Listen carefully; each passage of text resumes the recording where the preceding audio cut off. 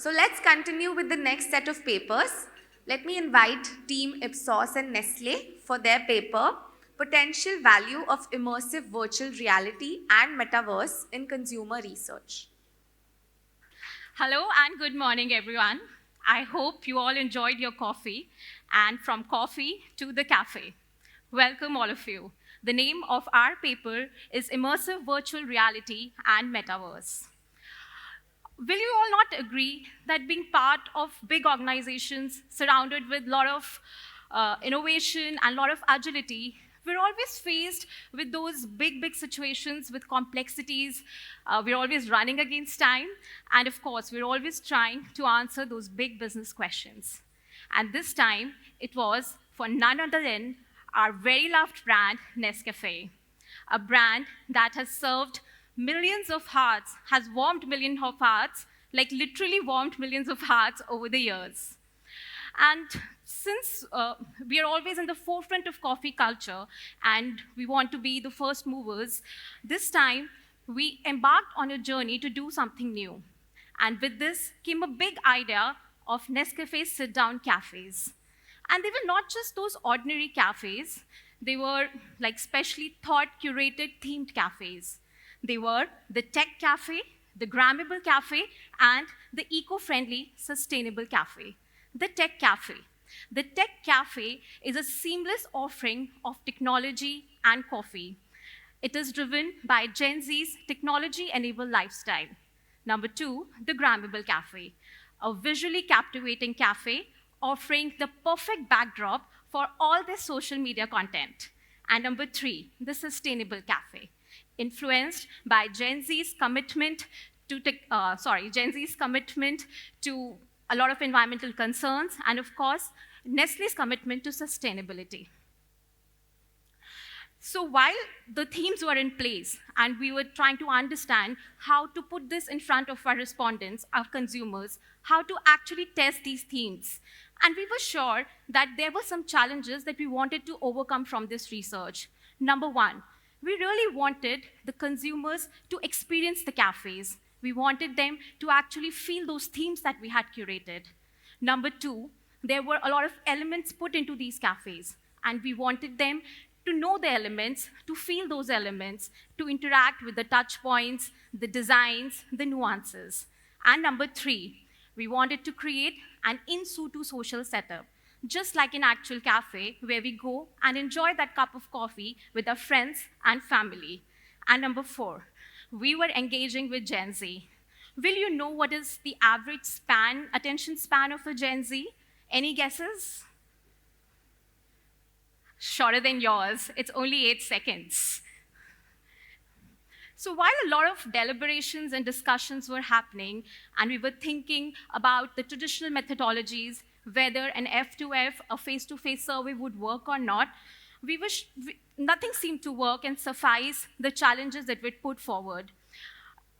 A traditional face-to-face would have not given that experience to the consumers and actually feel those themes and be there. The challenge was very clear. We wanted to be in the heart of the cafe experience, and we just didn't want to do normal virtual connects. So we approached our agency partners, Ipsos, and let's hear what they had to offer. So guys, as you can see, I'm the researcher, and welcome to all the research fraternity here and my curious set of clients. So whatever curveballs Nestle was talking about were quite literally thrown at us.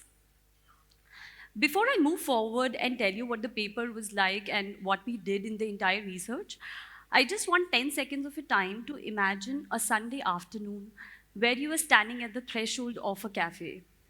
Imagine it to be like a freshly brewed cafe, coffee smell in your noses and all the sensorials that you're experiencing this cafe.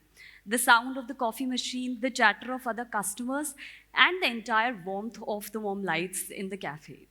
But here is the twist. You are not in the real cafe. You are in the Metaverse, the cafe-verse that we created for Nescafe Cafe.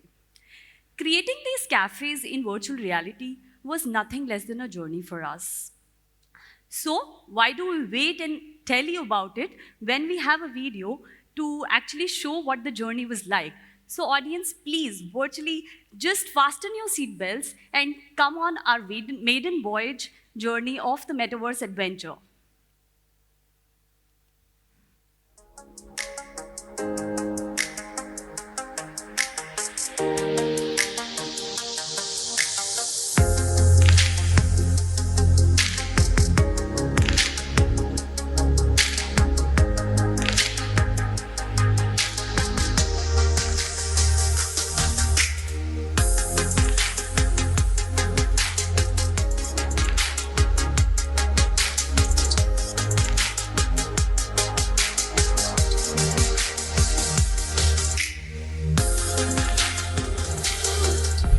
Wow, what an experience. It actually felt like I was transported into this cafe world which was so real.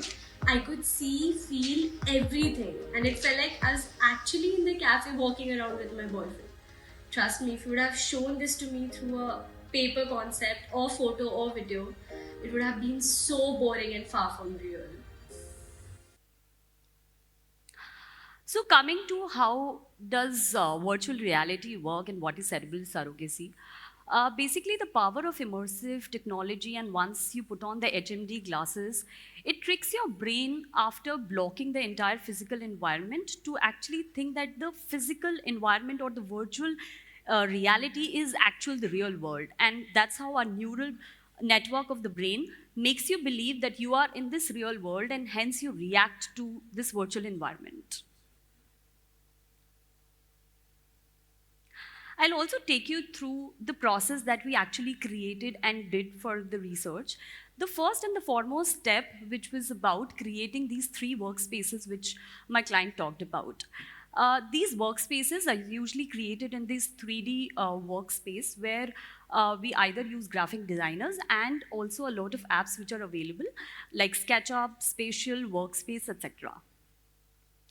The second and a very interesting part of the process was creating a list of avatars.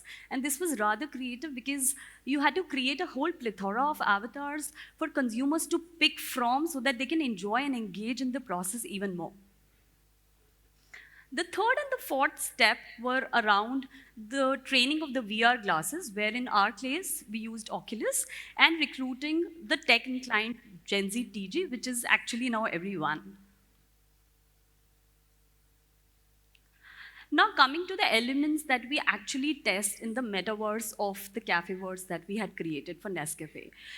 The tool actually was very valuable to give us opportunity to test the layouts and design aesthetics, and actually went much beyond that. We could even insert music in the background. We could even test the tech interventions, which a customer would like, not like. We could even, do the test of how much marketing or branding Nescafe could have in the cafe.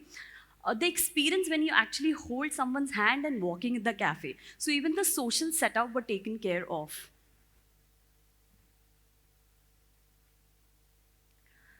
Now coming to the 4 curveballs that the clients threw at us. Cafeverse was actually the answer to all the 4 of them. Was it an actual cafe test? Yes, it was. Was it an experience of all the elements they wanted to test in the cafe? Yes, definitely. The third was about the social interaction which gets missed in face-to-face and virtual connects. Here, yes, that was also being able to happen, and engagement with the Gen Z TG, nothing but amazing. Now coming to how Cafeverse actually helped Nestle, of course the pivot of the entire methodology was around creating these more realistic testing environments and of course the whole immersive experience. But that also helped in getting a lot of emotional and behavioral insights which usually get missed if we actually showed this through a paper concept or even through a video. The third definitely was the increased engagement with the TG. But lastly, and the foremost important step and the benefit that a client could see in the methodology was saving a lot of time and money. Now, of course, we often ask this question that, metaverse or such technologies come with a cost. But now if you outweigh the technology and imagine Nestle investing millions of rupees in actually creating the cafe and then testing it. So that's how, it helped in potentially saving a lot of money and time for the client.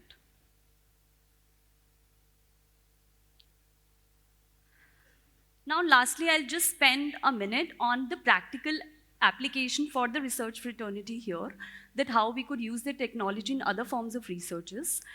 We could do a lot of in-store simulation or shop experiences with use of virtual reality. We could also use it for virtual product testing and sometimes even in-context virtual product testing. We could do virtual groups, workshops, and even product and brand experiences.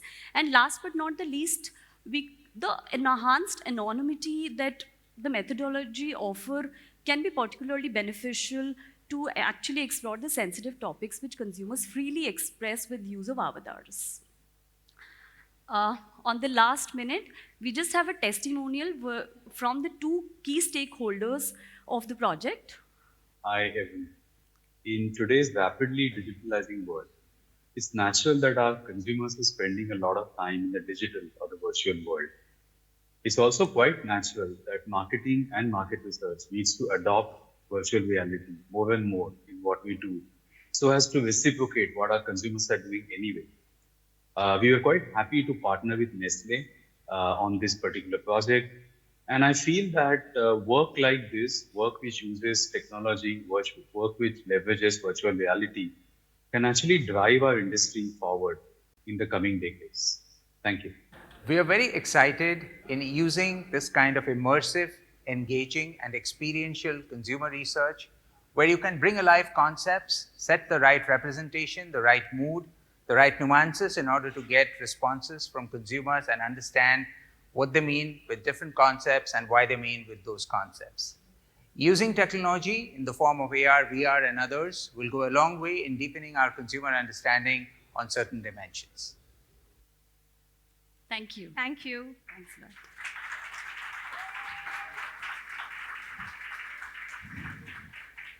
Okay. What is the extent of scalability in terms of cost versus the actual? So in terms of scalability, this doesn't require like 200 consumers to test and react to a concept, but this is more like generative of sorts. So even if you do with 20 to 30 consumers, we have seen beautiful results and authentic insights which come through.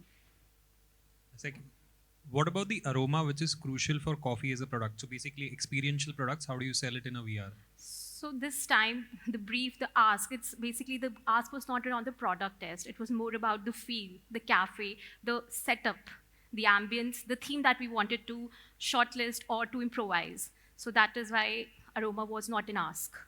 So it was basically how they interact with the touch points and understand the nuances. Thank you. Thank you.